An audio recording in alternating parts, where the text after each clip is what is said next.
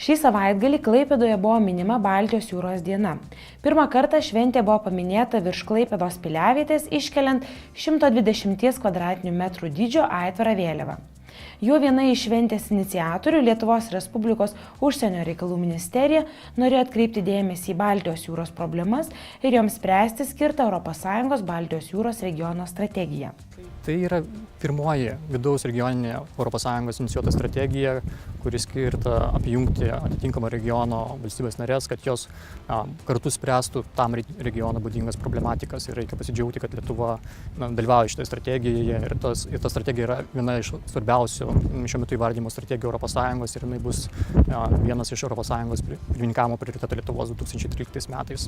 Tai šitą strategiją mes paprasčiausiai siekiama yra paskatinti valstybės bendradarbiauti ekonomikos srityje, siekti inicijuoti įvairius infrastruktūrinius projektus, energetinės linijas tiesti, taip pat gerinti gyventojų gerbūvį ir aišku atkreipti dėmesį į ekologinės problemas.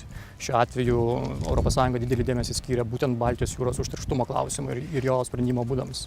Renginio iniciatoriai teigia, kad aitvaras vėliava simbolizuoja regiono šalių vienybę. Todėl Baltijos jūros regiono strategijos logotipu pažymėtas aitvaras pakilo drauge su Lietuvos ir ES vėliavomis.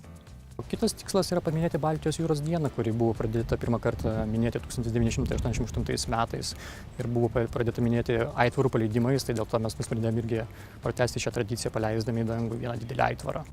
Baltijos jūros regiono strategiją įgyvendina 8 ES valstybės, tačiau įtraukiamos ir trečiosios šalys, pavyzdžiui, Norvegija ar Rusija.